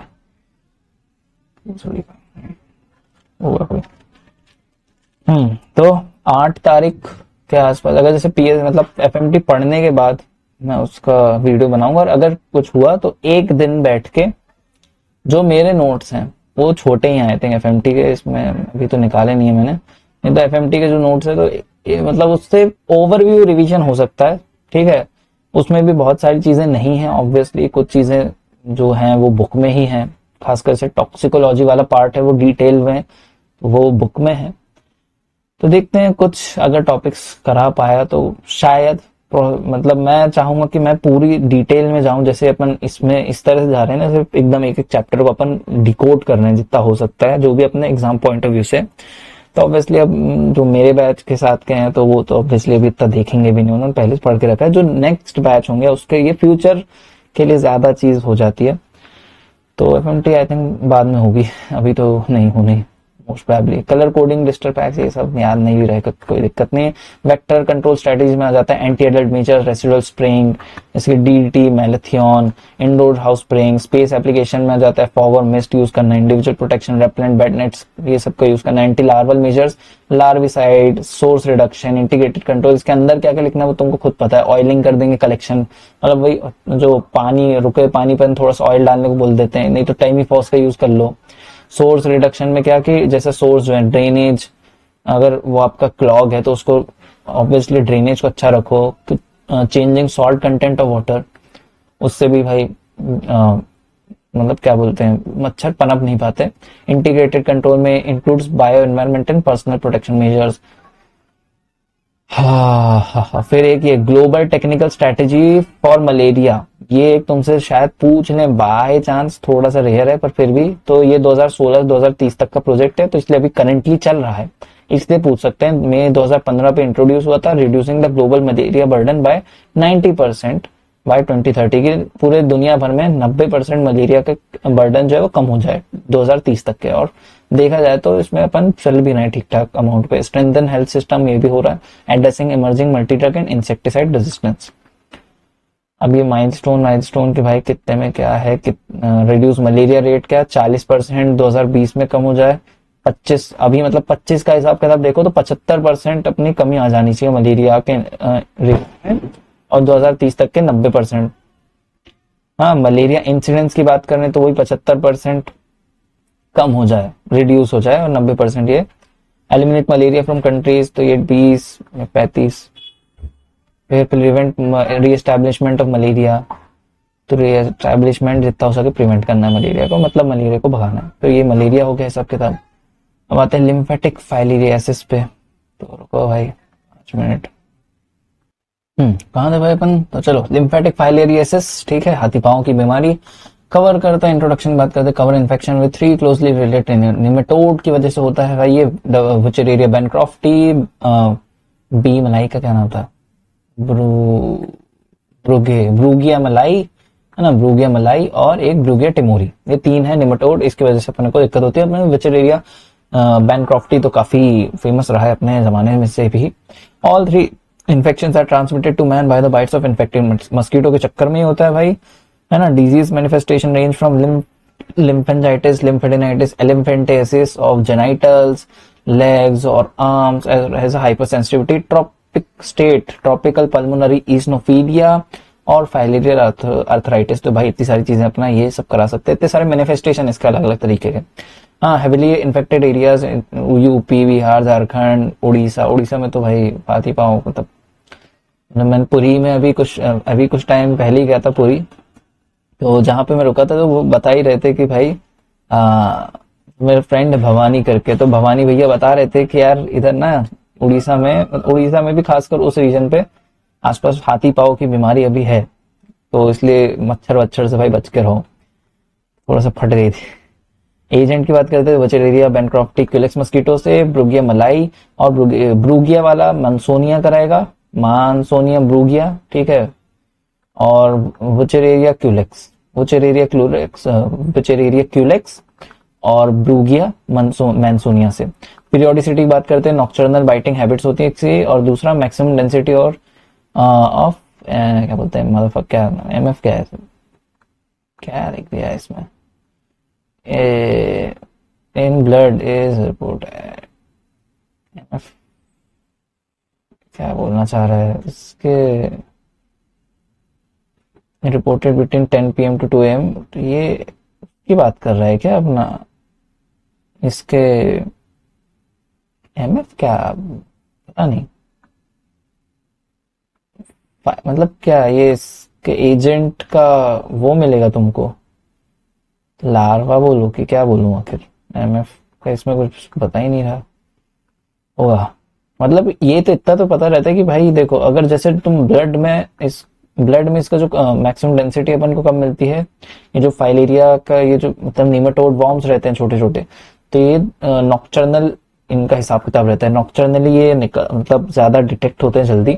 तो रात के 10 बजे से लेकर सुबह के 2 बजे 3 बजे तक के उस बीच में नॉक्टर्नल बाइटिंग हैबिट तो ये देखने को मिलते हैं। रिजर्वायर इन्फेक्शन, तो एनिमल रिजर्वायर कौन से, मंकी कैट्स और डॉग्स।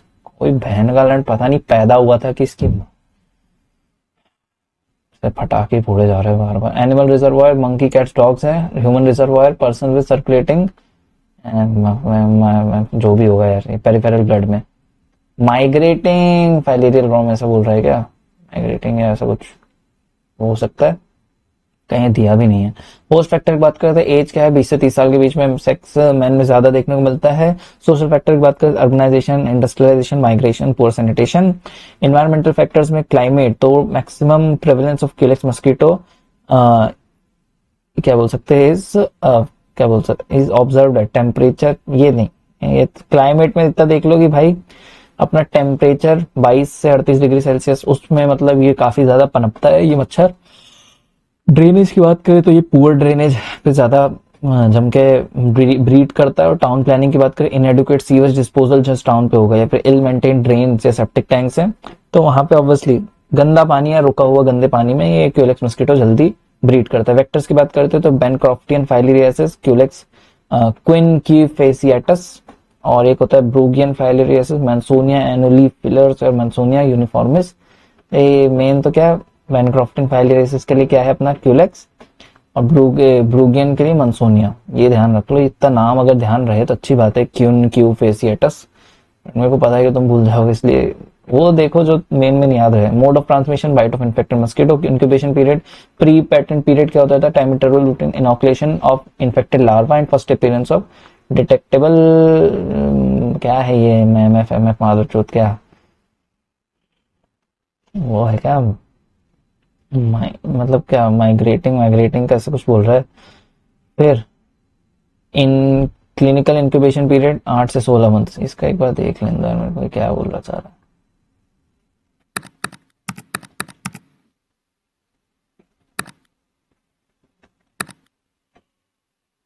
माइक्रोफाइल एरिया है ये भाई, लिखते नहीं बनता कि एक जगह एक बार तो लिख लो कम से कम। माइक्रोफाइल एरिया की बात कर रहा है तो डिटेक्टेबल माइक्रोफाइल एरिया है तुमको। हाँ, जब तक first appearance. Pre patent period में क्या होगा कि टाइम इंटर इनोकुलेशन इन्फेक्शन हो गया तुमको, अब लार्वा अंदर पनप रहे हैं और अब फर्स्ट जब तक डिटेक्ट नहीं होते तो वो प्री पैटेंट पीरियड में कहलाएगा। डिटेक्ट कब होते हैं इजीली, नॉक्टर्नल टाइम पे। क्लिनिकल इंक्यूबेशन पीरियड 8 से 16 महीने का है ना। तो इंक्यूबेशन 8 से 16 मतलब आज काट दिया तो 8 से 16 महीने बाद तुमको इसके मैनिफेस्टेशन देखने को मिलेंगे। क्लिनिकल मैनिफेस्टेशन में आता है lymphatic filariasis, asymptomatic a microfilaraemia, no microfilarian blood and no clinical manifestation. फिर asymptomatic but positive for microfilaria, मतलब पहले तो कुछ ही नहीं दिख रहा था, फिर तुमको माइक्रोफाइलेरिया दिखने लगे पर सिम्टम्स नहीं आए, फिर सिम्टम्स में एक्यूट मैनिफेस्टेशन चालू हुआ तुमको, फीवर, लिम्फेंजाइटिस, लिम्फेडेनाइटिस, लिम्फीडीमा, एपिडिडाइमोर्काइटिस। फिर क्रॉनिक ऑब्स्ट्रक्टिव लीजन में हाइड्रोसील, एलिफेंटियासिस, लेग्स में हो सकता है स्क्रोटम, पेनिस, वल्वा एक्सेट्रा और काइल्यूरिया, है ना। तो इस तरह से ये चलता है, पहले कुछ नहीं फिर धीरे धीरे चीजें बढ़ती चल जाती हैं। ऑकल्ट फाइलेरियासिस में क्या हो जाता है, क्रिप्टिक फाइलेरियासिस में infection in which classical manifestation not present and microfilaria are not found in the blood, मतलब क्रिप्टिक है, छुपे हुए हैं पर है। फाइलेरिया का सर्वे करोगे तो अपना क्या यूज करते हैं, मास ब्लड सर्वे होता है इसका। थिक फिल्म एक बनाएंगे तो collected by deep finger prick between 8:30 and 12 midnight and thick smear is prepared which is dehemoglobinized on next day and examined for microfilaria, ठीक है। और मेम्ब्रेन फिल्टर कंसंट्रेशन में क्या है, collection of blood bye when puncture and filtering large volume of blood. एक filter से भी मतलब है तो कीड़े ना, तो भाई फिल्टर कर दो ब्लड को तो भी तुमको दिख जाएगा। क्या अगर फिल्टर पे छन्नी पे कुछ तो मिलेगा ना माइक्रोफाइलेरिया। फिर डीईसी प्रोवोकेशन टेस्ट, तो ये सबसे ज्यादा यूज किया जाता है ना, मतलब इसका काफी बोलबाला है। तो डीईसी का फुल फॉर्म क्या है, diethylcarbamazine 100 mg orally अपन देते हैं, फिर ये microfilaria reach their peak within 15 minutes and decrease to letter.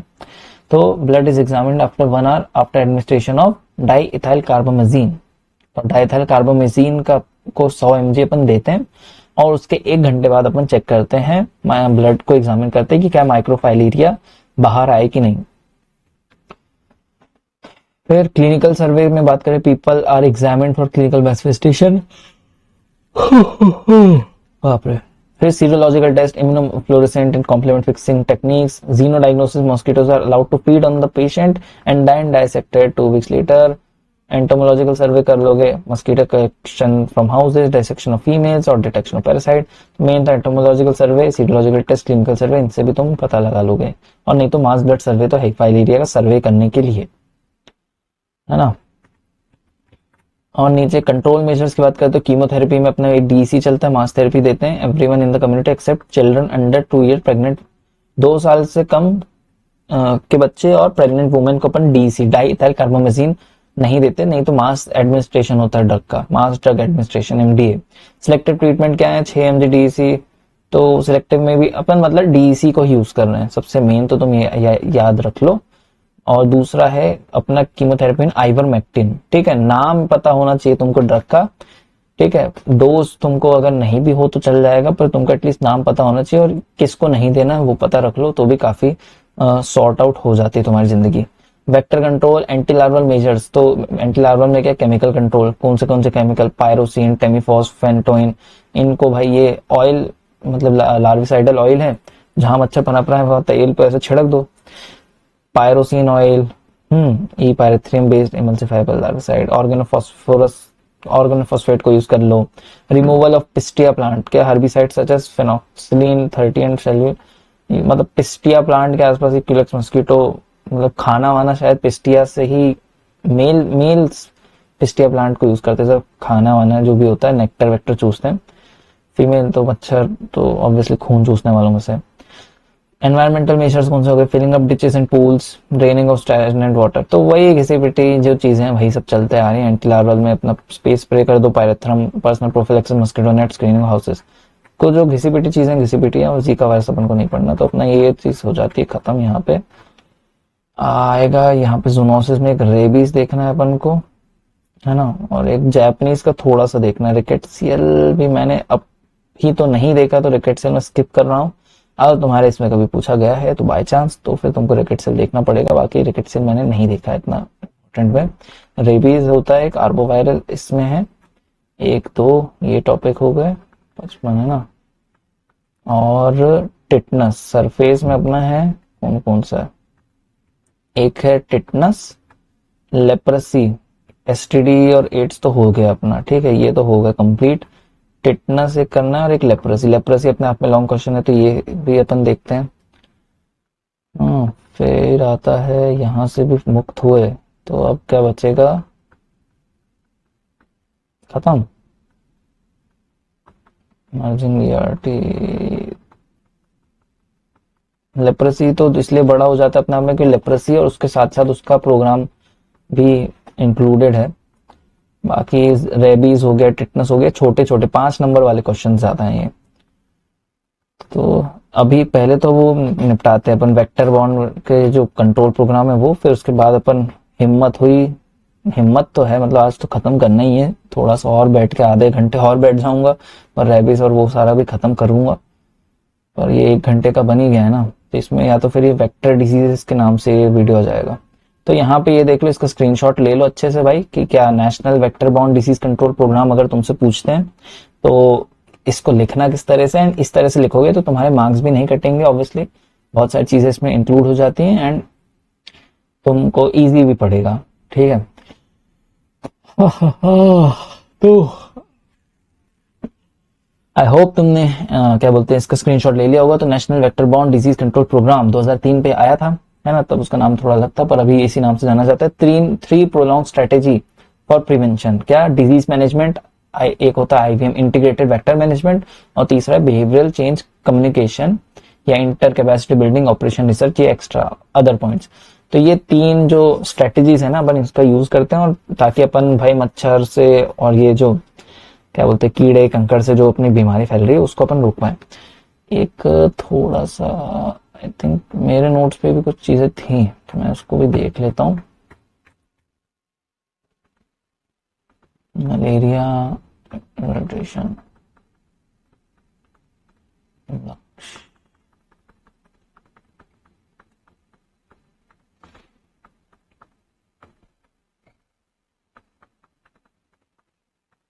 देखते देखते भाई आई थिंक अब कल फाइनली खत्म हो जाएगा यार, ये सब खत्म हो जाएगा भैया, अपने आप में बहुत बड़ी बात हो जाती है। इससे देख लो, नहीं तो चाहो तो दोनों से दिखा दो, क्या कौन सा ठीक लगेगा। ये मलेरिया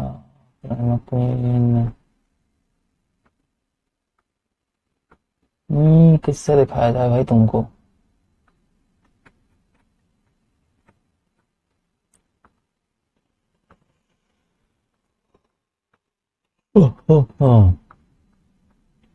चलो पहले तो एक बार इससे भी देख लो, उससे भी देख लेना। तो पहले क्या, national vector borne disease control programme एनवीबीडीसीपी।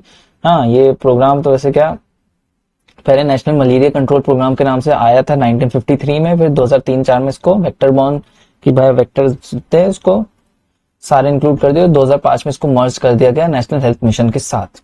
Number of disease कौन कौन से होते हैं, malaria, dengue, filariasis, Japanese encephalitis, काला आजार और चिकनगुनिया, ये 6 डिजीज आती हैं इसके अंदर, ठीक है। कौन कौन से वेक्टर बॉर्न डिजीज, अगर मलेरिया, डेंगू, चिकनगुनिया, काला आजार, जापानीज एंसेफेलाइटिस और एक और कौन सा छूटा, फाइलेरियासिस, ये 6। कौन कौन, मलेरिया एनोफिलिस से, डेंगू एडिस इजिप्टाई से, फाइलेरियासिस क्यूलेक्स क्यून फेसियाटिस नाम है ना, हाँ क्यूलेक्स से, यानी कि जापानीज एंसेफेलाइटिस भी क्यूलेक्स से, काला आजार सैंड फ्लाई से, है ना। बाकी देखो काला आजार ही है जो कि एक सैंड फ्लाई, एक अलग ही कीड़े से फैल रहा है, बाकी ये चिकनगुनिया ये सब मतलब मेजोरिटी तो मच्छर से ही फैल रहे हैं। मोस्ट कॉमन कौन सा vector borne disease, malaria. Most common viral की बात करें तो डेंगू हो गया, आर्थ्रोपोड बॉर्न हो गया, तो वो भी आर्थ्रोपोड बॉर्न अपना क्या है, डेंगू। एक सेकंड, क्या है,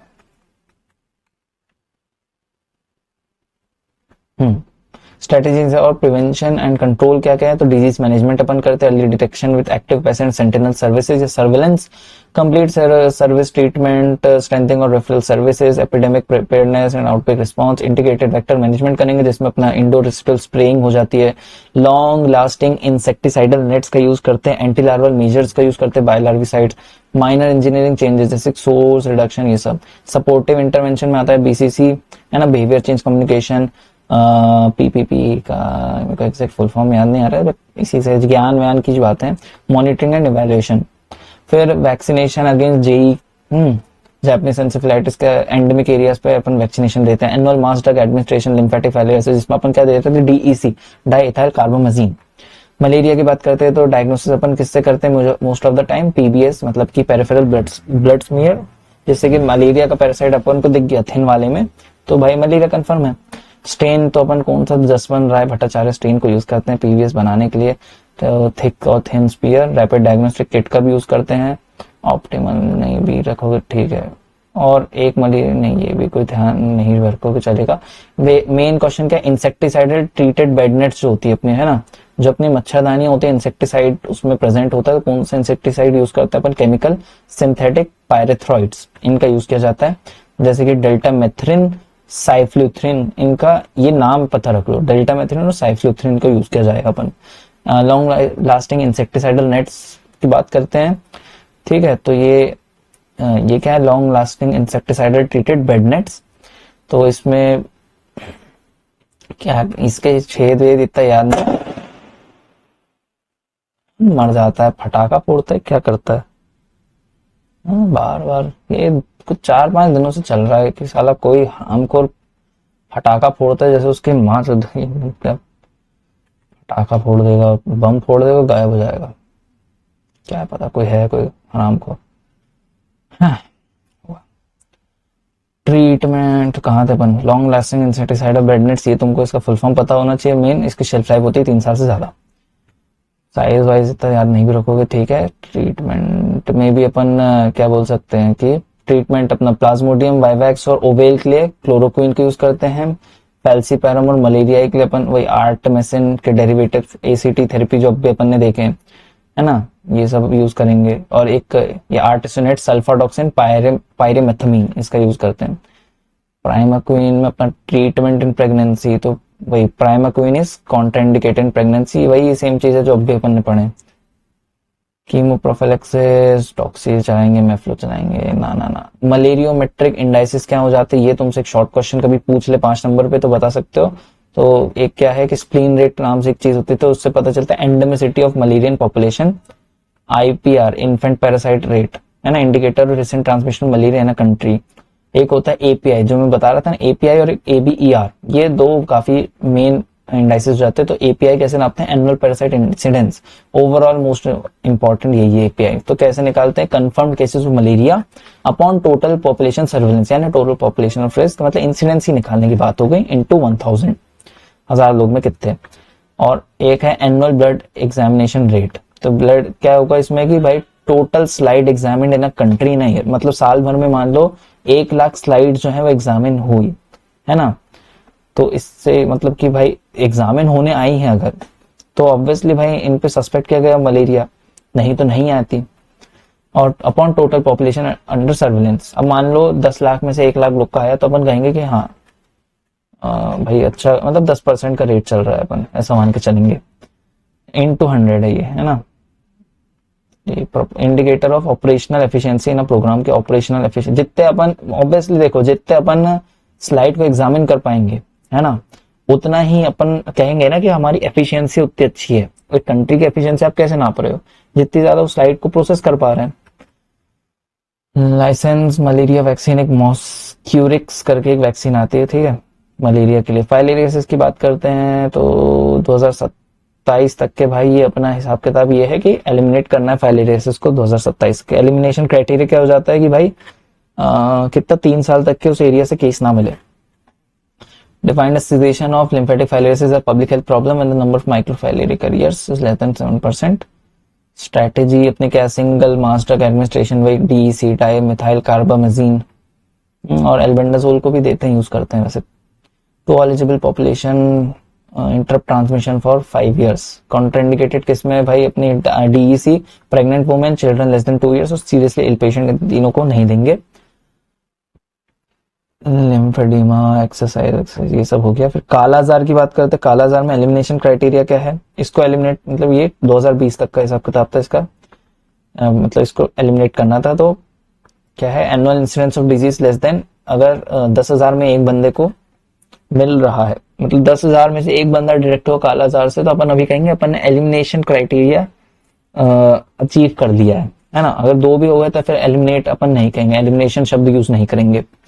स्ट्रैटेजी की बात करते हैं, ट्रीटमेंट इसमें LAMB है, तो लाइपोसोमल एम्फोटेरिसिन बी का यूज करते हैं अपन कालाजार में। मिल्टेफोसिन और पेनामोमाइसिन का यूज करेंगे, एम्फोटेरिसिन बी इमल्शन और मिल्टेफोसिन कैप्सूल्स, ये सब का यूज करते हैं अपन LAMB ट्रीटमेंट इसका कालाजार का। जापानीज एंसेफेलाइटिस की बात करते हैं, एक्यूट एंसेफेलाइटिक सिंड्रोम के नाम से भी जाना जाता है। स्ट्रैटेजी क्या है, वैक्सीनेशन से अपन इसको कंट्रोल करना चाह रहे हैं। चिल्ड्रन 1 से 15 साल के जो होते हैं विद लाइव एटेन्यूएटेड वैक्सीन, ठीक है, जिसमें अपन कौन सी वैक्सीन, कौन सा स्ट्रेन, SA1414-2 वैक्सीन को अपन यूज कर रहे हैं, इसका ये स्ट्रेन। मलेरिया एलिमिनेशन का फ्रेमवर्क अब क्या है कि 2016 से 2030 तक का एलिमिनेट मलेरिया करना है भाई अपन को। Malaria zero indigenous cases through out the entire country bye 2030। अब भी अपन ने बात की है तो इस पर फिर मैं फिर से वही चीजें नहीं बताऊंगा बार बार, अपन ने ऊपर अभी पहले ही देख चुका है थोड़े टाइम पहले मलेरिया का हिसाब किताब, ठीक है। यहाँ पे तो ये चीज हो जाती है। अब मैं जो कुछ अगर बच भी रहा हो तो मैं इससे तुम कर सकते हो, जैसे कि ये है ना,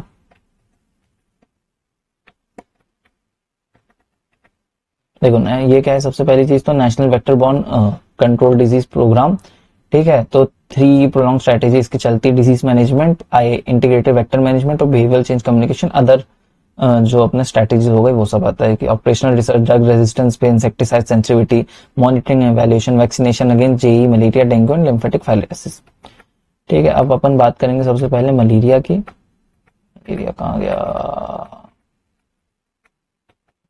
मलेरिया एंसेफेलाइटिस कालाजार स्ट्रेटेजीज। पहले तो देख लो स्ट्रेटेजीज क्या है मलेरिया के हिसाब किताब के, ठीक है। तो सबसे पहले देखो कैटेगरी क्या क्या है, इसमें कैटेगरी बांटी गई है, ठीक है। कैटेगरी 0 यानी कि भाई यहाँ पे कोई भी इंडिजिनस केसेस नहीं है, ठीक है। ये तुमको एक बार स्क्रीनशॉट ले लो, आई थिंक में तो दिख ही जाएगा ना, ताकि ये ना हो कि भाई एक, हाँ ऐसे स्क्रीनशॉट ले लिया ना तुमने, आई थिंक मैं यहाँ पे कहीं दिख रहा हूँ कर्सर के आसपास, ठीक है। तो अब ध्यान से देखो स्ट्रेटेजीज क्या क्या है। कैटेगरी 0 प्रिवेंशन है ना, इसमें 0 इंडिजिनस केसेस है, तो अपन यही चाह रहे हैं कि भाई 0 ही रहे। कैटेगरी 1 होती है एलिमिनेशन की, जहां पे अपना annual percent index less than 1 है। प्री एलिमिनेशन यानी कि अभी एलिमिनेट होने के आसपास आ चुका है, तो क्या है, एपीआई लेस देन 1 है, या फिर और कुछ जगहों पे एपीआई 1 से ज्यादा है ना। ऐसा हो गया ना कि भाई 10 में से 7 जगह अपना एपीआई कम है पर 3 जगह अभी भी एपीआई ज्यादा है, तो अपन उसे प्री एलिमिनेशन क्राइटेरिया पे रख रहे हैं। और कैटेगरी 3 होती है इंटेंसिफाइड कंट्रोल, जहां पे जरूरत है भाई बहुत ज्यादा अपने कंट्रोल करने की, मतलब प्रिवेंशन मोड कंट्रोल करने की, तो एपीआई यहाँ पे मोर देन 1 होगा। अब क्या क्या पॉइंट्स है, तो फर्स्ट पॉइंट क्या है, focus on high endemic and tribal population, skilling और इंटरवेंशन। क्यों, क्योंकि ट्राइबल पॉपुलेशन पे ही सबसे ज्यादा दिक्कत होती है, ट्राइबल पॉपुलेशन पे ही अपने को जो बीमारी है ना, क्योंकि वो ट्राइब्स क्या हो सकता है कि भाई जंगल वंगल पे रहते हैं ज्यादातर टाइम, तो वहां पे पता चला कि भाई हमको मलेरिया डेंगू की प्रॉब्लम बहुत ज्यादा देखने को मिलती है। आई थिंक ये भी एक एक्स्ट्रा टॉपिक बचा है ट्राइबल वाला, ये भी हो जाएगा, जो आज जितना अभी हो रहा है हो जाएगा, और बाकी का जो थोड़ा बहुत बचेगा भी वो कल पूरे खत्म हो जाएंगे, कल फाइनली पीएसएम खत्म हो जाएगी। ड्रग डिस्ट्रीब्यूशन सेंटर खोल लो दूसरा नंबर। एक तीसरा क्या, अर्बन मलेरिया स्कीम चलती है वेक्टर एनोफिलिस डिफेंसी और लार्वा कंट्रोल के लिए। इंटीग्रेटेड वेक्टर मैनेजमेंट वे indoor residual spray, anti larval measures, personal protection. हाँ, 5वें नंबर क्या है, मलेरिया सर्वेलेंस सिस्टम, जिसमें कि एबीआर होना चाहिए 10%, और microscopy, best method of diagnosis because of high sensitivity and specificities. मतलब मलेरिया को अपन सबसे अच्छा कंफर्म कर सकते हैं अपने किससे, माइक्रोस्कोपी से, थिन और थिक स्मीयर के थ्रू, थिक और थिन स्मीयर के थ्रू। थिक से पहले देखेंगे कोई पैरासाइट दिख रहा है क्या, फिर थिन से देखेंगे कि उसके मतलब कौन सा टाइप का पैरासाइट है। मलेरिया भी हो सकता है, ओवेल भी हो सकता है, फैल्सीपैरम भी हो सकता है, वाइवैक्स भी हो सकता है, तो उसके कैरेक्टरिस्टिक्स से अपन को डिफाइन कर लेंगे। एक क्या एंटी मलेरिया मंथ कब बनाया जाता है, जून को। 7वें नंबर पे district as the unit of planning intervention of PHC. तो ये कि भाई पीएचसी से स्ट्रैटिफिकेशन कर दिया कि कुछ जगह पे 0 केसेस, कुछ जगह पे एपीआई 01 है, कुछ जगह पे पीएच कुछ ऐसी पीएचसी हो सकती है जहाँ पे केसेस आ रहे हैं आपको मलेरिया के, जहाँ पे एपीआई 1 से 2 के बीच में है। तो इस तरह से अपने तो मतलब डिस्ट्रीब्यूट करके रखा है चीजों को। और एक 8वां क्या हो गया, स्पेसिफिक स्ट्रेटेजी है प्लाज्मोडियम वाइवेक्स के एलिमिनेशन के लिए एक अलग से स्ट्रेटेजी चलती है। तो उसमें क्या होता है, Plasmodium detection, vivax hypnozoite detection, hypnozoite को अपन डिटेक्ट कर पाए, rapid detection test less sensitive है। ये अपन को एक मतलब चीज फेस करनी पड़ जाती है कि इसका जो रैपिड डिटेक्शन टेस्ट है ना वो लेस सेंसिटिव है मलेरिया जो अपना रूटीन पे आता है। तो वाइवेक्स को थोड़ा सा उसके लिए ना स्ट्रेटेजी थोड़ी अलग चलती है। हाँ, फिर रेडिकल ट्रीटमेंट 14 डेज है इसका, और लॉन्ग इंक्यूबेशन पीरियड है वाइवेक्स का, तो इसलिए भी थोड़ा सा इसको दिक्कत, मतलब ये प्रॉब्लम फेस करते हैं अपन। अब एक और चीज, मलेरिया हो गया ना, और क्या था, ये तो मलेरिया है, मलेरिया स्ट्रेटेजीज हो गई। एक यार फोटो नहीं आई है क्या, 1 मिनट को मैं आ रहा हूँ इसको। तो कहाँ थे भाई अपन, ये मलेरिया का हिसाब किताब देख लो अब। तो नेशनल मलेरिया कंट्रोल प्रोग्राम, इसका डेट ऑफ लॉन्च देखो 1953 में, ये भी वही चालू हुआ था, 1958 में इसका नेम बदला। अभी सबसे लेटेस्ट क्या है, 2016 पे national framework for malaria elimination, जो कि अब उसी के अंडर आ गया है अपना NV, national vector borne disease control programme के अंडर पे चल रहा है ये। तो गोल्स ऑब्जेक्टिव क्या है, एलिमिनेट मलेरिया 2030 तक के 0 इंडिजिनस केसेस हो जाने चाहिए, maintaining malaria free status and prevent री इंट्रोडक्शन। ऑर्गेनाइजेशनल फ्रेमवर्क क्या है इसका, प्राइमरी लेवल पे है, इसमें लैब्स आ जाती हैं, अपने मल्टीपर्पज वर्कर्स, हेल्थ वर्कर्स, आशा, स्प्रेइंग हो गया जैसे कि जो अपने स्प्रे करते हैं, हाँ, एमओ अपना इंचार्ज हो जाता है पीएचसी का ओवरऑल। फिर डिस्ट्रिक्ट लेवल पे बात करते तो अपना एक चीफ मलेरिया ऑफिसर या फिर डिस्ट्रिक्ट हेल्थ ऑफिसर, तो वो ये district vector borne disease control का प्रोग्राम रन करता है डिस्ट्रिक्ट मलेरिया ऑफिसर ऑफिस के थ्रू।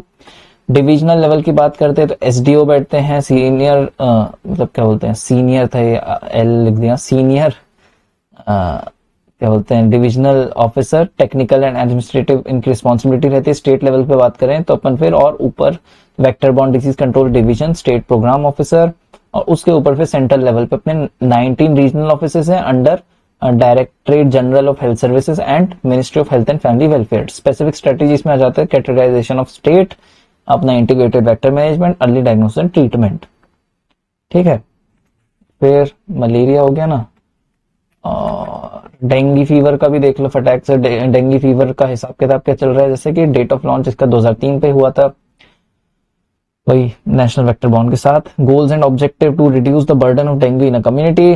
प्राइमरी लेवल की बात करते हैं तो प्राइमरी लेवल और डिस्ट्रिक्ट लेवल का एक साथ देखा जाए तो अर्ली डायग्नोसिस ट्रीटमेंट हो, vector control through community participation, social mobilisation, capacity building, 521 sentinel surveillance hospitals, ऐसे मतलब हॉस्पिटल्स को डिजाइन किया गया है कि जो 521 ऐसे हॉस्पिटल्स हैं जो कि सेंटिनल सर्वेलेंस करते रहते हैं। 14 एपेक्स लेबोरेटरीज हैं अपनी for advance diagnosis, IgM capture, ELISA kit, national institute of biology की देन। तो ये सब इतना हिसाब किताब जो है ये अपना प्राइमरी डिस्ट्रिक्ट लेवल पे चल रहा है। सेंट्रल लेवल पे अपना क्या, डायरेक्टरेट ऑफ ये NVBDCP, monitoring and supervision, intersectoral coordination, ये सेंट्रल लेवल पे ये सब चीजें चलती हैं। स्पेसिफिक स्ट्रेटेजी क्या है भाई, integrated vector control specifically against Aedes aegypti, behavioural change, communication. यहाँ पे अब फिर आगे जाएंगे, फाइलेरिया का हिसाब किताब क्या है कि ये नेशनल फाइलेरिया कंट्रोल प्रोग्राम ये 1978 पे मर्ज हो गया था अर्बन मलेरिया स्कीम के साथ, और अब वही national NVB, national vector borne disease control prevention, मतलब यही जो है ना यही चल रहा है हिसाब किताब। ठीक है, तो उसकी डेट ऑफ लॉन्च थी 2023 में, मतलब 2003 पे उसको मतलब मर्ज कर दिए थे ना, है ना, तो बस वही चलने दो। ठीक है, इतना नहीं भी याद रखोगे डेट वेट तो कोई दिक्कत नहीं है। गोल्स ऑब्जेक्टिव तुमको पता रखने की, elimination of lymphatic filariasis by 2015, तो ये अपन अचीव कर चुके हैं। Number of microfilaria cases less than 1% है, और अपना children ELF no antigenaemia, antigen present ना हो, मतलब वही हिसाब किताब है कि फाइलेरिया को अपन को खत्म, मतलब अपना अचीव कर चुके हैं, जहां तक एलिमिनेशन क्राइटेरिया अपन अचीव कर चुके हैं। कुछ ऐसे अभी भी एरिया हैं जहाँ पे मतलब पुराने केसेस हैं, नए नहीं आ रहे। जिसमें अभी वो पुरी का एग्जांपल जैसे बता रहा था, तो नए केसेस आए नहीं है, पर ऑब्वियसली एक रिस्क थोड़ा सा डर रहता है ना, तो वो चलता है। Organisational framework at primary level, तो filaria control units, filaria clinics, survey units, वो अर्बन पे रहते हैं, डिस्ट्रिक्ट स्टेट लेवल पे तो कुछ खास नहीं, और फिर सेंट्रल लेवल पे पहुंचते हैं तो अपन national institute of communicable disease New Delhi पे, और 3 रीजनल सेंटर कैलीकट, राजामंड्री और वाराणसी। स्पेसिफिक स्ट्रेटेजी क्या है इसकी, तो मेनली तो यही है, एनुअल मास ड्रग एडमिनिस्ट्रेशन करते हैं अपन किसका, एल्बेंडाजोल और डाई इथाइल कार्बामेजिन का, है ना। फाइलेरिया हो गया, एंसेफ जापानीज एंसेफ्लाइटिस का हिसाब किताब क्या चल रहा है कि ये एंडेमिक होती है ना, हर जगह ये प्रेजेंट नहीं है जापानीज एंसेफ्लाइटिस, इसलिए अपन एंडेमिक जहां होती है वहीं पे वैक्सीनेशन देते हैं जेई की। गोल्स ऑब्जेक्टिव क्या है, elimination of JE, organisational framework primary और डिस्ट्रिक्ट लेवल पे क्या, इजी डायग्नोस्टिक ट्रीटमेंट हो जाए, indoor residual spray not effective as vector outdoor, है ना। तो अंदर स्प्रे मारने के कुछ खास इफेक्ट नहीं पड़ेगा, क्योंकि इसका जो वेक्टर है, वो जो मच्छर है वो बाहर ही रहता है, क्यूलेक्स। मेलेथियोन अपन यूज करता है आउटडोर फॉगिंग, जो फॉगिंग वाली मशीन चलती है ना अपनी म्यूनिसिपल वाली, वो सेंट्रल लेवल पे directorate of national anti malaria programme ही इसको मैनेज कर रहे हैं। स्पेसिफिक स्ट्रेटेजी क्या है, strengthening of surveillance activity, JE vaccination 1 to 15 years children, keeping pigs away, pigs से दूर रहें, एक ही हो गया। और काला आजार का एलिमिनेशन का प्रोग्राम, ये भी एंडेमिक था कुछ कुछ जब बिहार झारखंड यूपी वेस्ट बंगाल पे, है ना। अब टोटल इरेडिकेशन इसका क्या, सितंबर 2014 में अपन इसको अचीव कर चुके हैं, जहां तक के गोल्स ऑब्जेक्टिव्स की यही थे कि टोटल इरेडिकेशन हो जाए।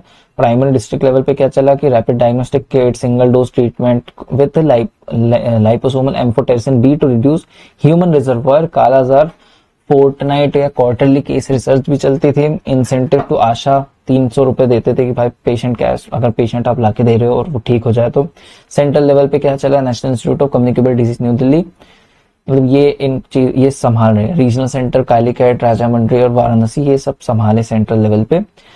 तो वही सेंट्रल से स्टेट पे आता है, स्टेट से डिस्ट्रिक्ट, और डिस्ट्रिक्ट से प्राइमरी लेवल पे अपन ऐसे इंप्लीमेंट करते हैं। और स्पेसिफिक स्ट्रेटेजी क्या होगी, enhanced case detection, RK 39 RDK rapid diagnostic kit. तो ये RK 39 रैपिड डायग्नोस्टिक किट का अगर कहीं पे नाम जिक्र हो तो समझ जाओ काला आजार की बात हो रही है। काला आजार फैलता किससे, सैंड फ्लाई से, ठीक है। बाकी के जितने अपन ने देखे थे चिकनगुनिया और ये सब किससे फैल रहे थे, मस्कीटो से। बस ये है जो कि सैंड फ्लाई से फैलता है। Interruption of transmission by vector control, synthetic pyrethroid, fogging to sand fly behaviour communication. तो आई थिंक भाई ये आई थिंक अपना पूरा खत्म होता है, पूरा वेक्टर बाउंड डिजीजेस से रिलेटेड सब कुछ। तो इसके साथ अब नेक्स्ट जो आई थिंक वीडियो में जो चीजें बनेंगे, मैं इसको इंक्लूड इसलिए नहीं कर रहा हूँ, नहीं तो बहुत लंबा लेक्चर हो जाएगा, है ना। और अब अपन लगभग खत्म करने के आगे PSM एक वो नॉन कम्युनिकेबल तो पूरा हो ही चुका है, सुबह डाल दिया था, ये हो गया आज वेक्टर बॉर्न। अब बचते हैं अपने वही छोटे से दो मतलब छोटे छोटे टॉपिक्स है, रेबीज, टिटनस, लेप्रेसी थोड़ा 20 मिनट ले सकता है, ऑब्वियसली लेप्रेसी एक 20 मिनट लेगा, देखा जाए 15 मिनट लेगा, 15 से 20 मिनट मुश्किल से। बाकी कैसे 5-5, 6-6 मिनट के टिटनस हो गया, रेबीज हो गया, और कुछ बच रहा है क्या ऐसा कोई टॉपिक, इन्फेक्शन पे ये सब तो हो गया था, GIT तो पूरा ही हो गया था।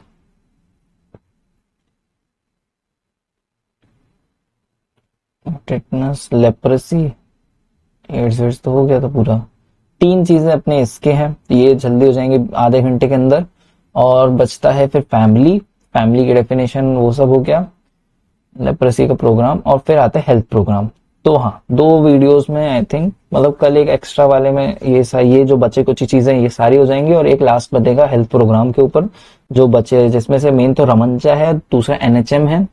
बाकी लक्ष्य और ये सब तो उतने कुछ खास एकदम ऐसा नहीं है कि सब कुछ पूछ रहे तुमसे। मेन अपना रमंचा पूछ सकता है तुमसे, लक्ष्य प्रोग्राम का तो फुल फॉर्म पता हो, और विजुअल इम्पेयरमेंट या ब्लाइंडनेस से रिलेटेड, तो मतलब अपन सब कुछ थोड़ा थोड़ा अपन उसका भी देख लेंगे।